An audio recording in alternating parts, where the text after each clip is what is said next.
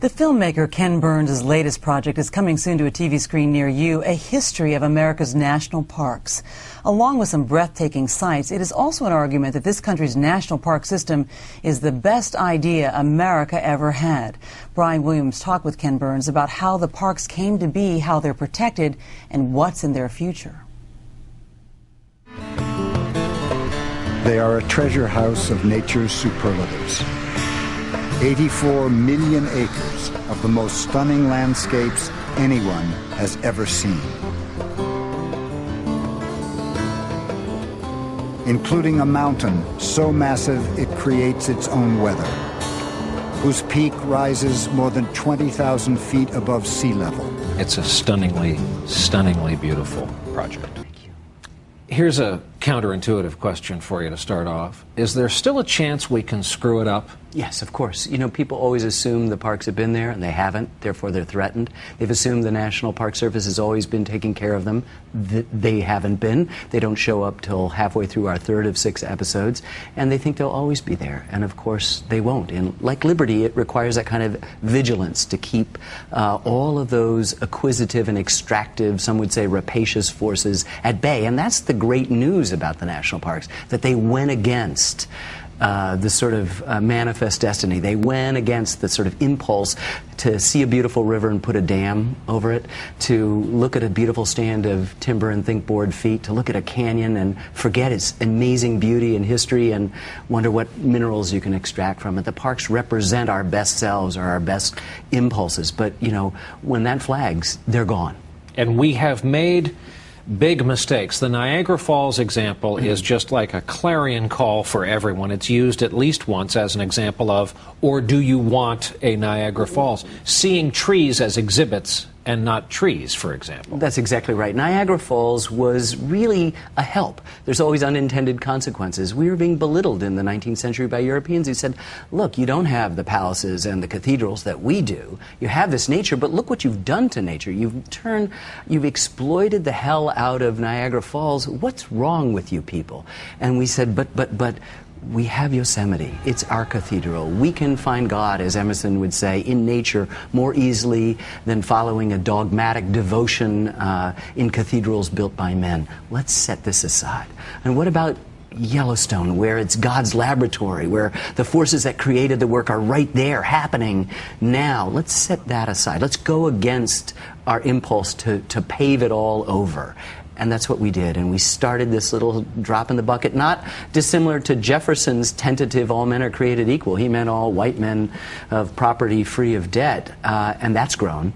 The parks begin saving spectacular scenery, and all of a sudden they're saving archaeological sites and historical sites that record our historical and political and social history. They're saving places of shame. You know, we have Manzanar, where Japanese American citizens were interned. Central High School, still a working high school in Little Rock, Arkansas, is a unit of the National Park Service. So is Shanksville, PA.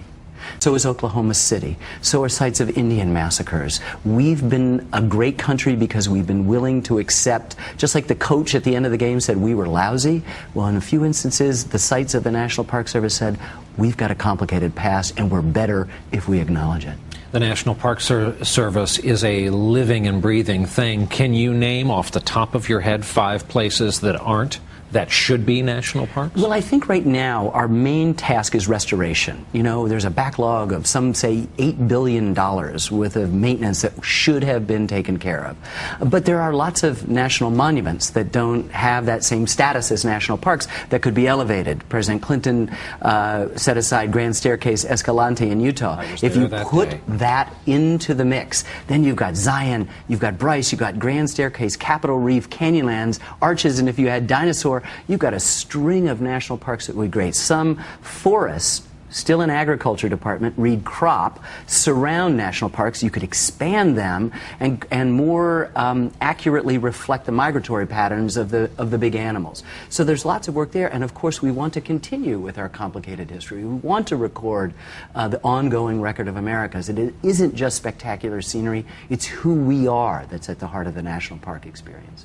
Your film is longer than many Hollywood marriages, and you've made a long film, at a time when attention spans are going Yes. the other way. Any danger in that? Not at all. Just think about all the kids who line up by the tens of millions to buy Harry Potter books that will take them 2 or 3 times as long to read that book as it is to look at this film. And you realize at the end of the day, the work that you're proudest of, the relationships you care the most about, have benefited from your sustained attention. That's all we have left. And sure, as we used to decry the MTV cutting, and now it's the YouTube mentality, every single one of those devotees still need to fall back on resources that are sustained by our attention. That's what matters. And so if we need to take 12 hours to tell the national parks, it's not enough. Our cutting room floor is filled not with bad stuff, but with scenes we wish. You could see the sour face on Dayton Duncan, my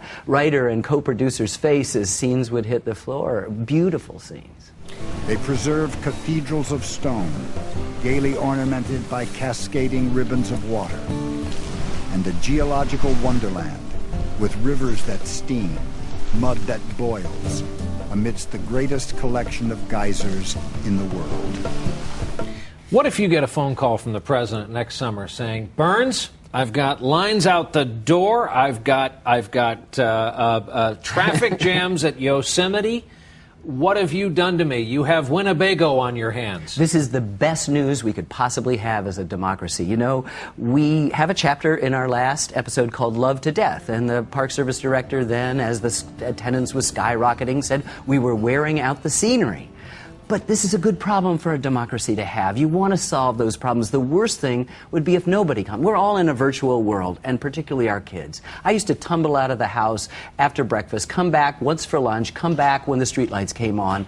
Kids spend their whole day texting and on Facebook. There's real, true nature deficit disorder.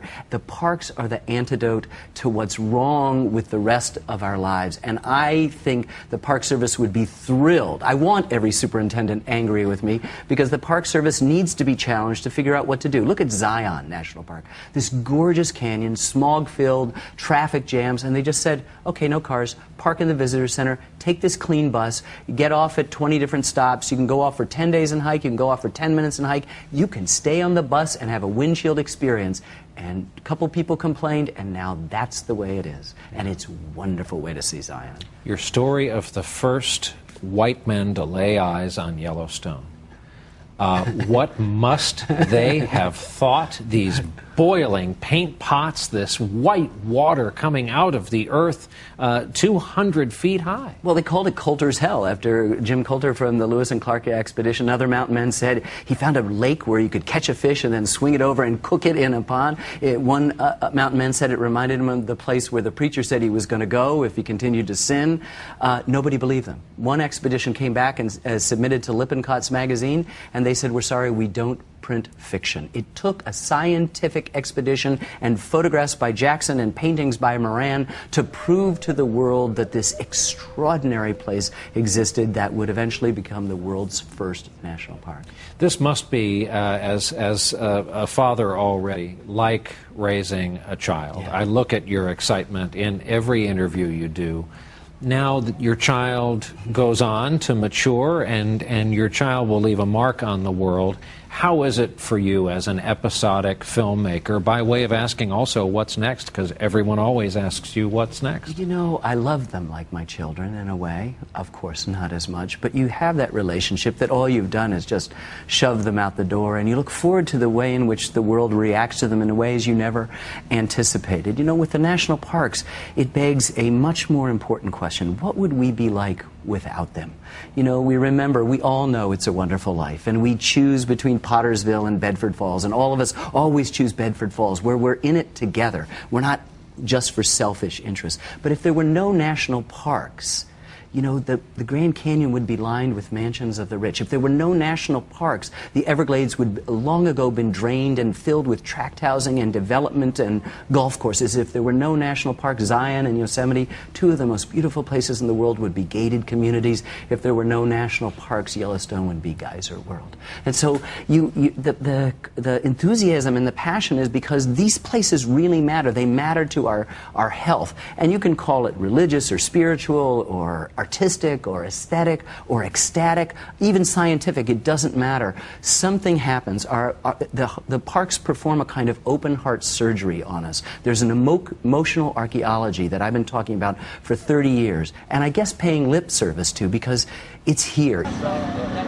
Each one of us who worked on this film, each one of the people we interviewed to tell us about the historical figures, and each one of those historical figures had a life-changing experience in the park. They were made to feel their atomic insignificance standing at the rim of the Grand Canyon, yet that made them bigger, just as the people around us who are the egotists are diminished by their self-regard.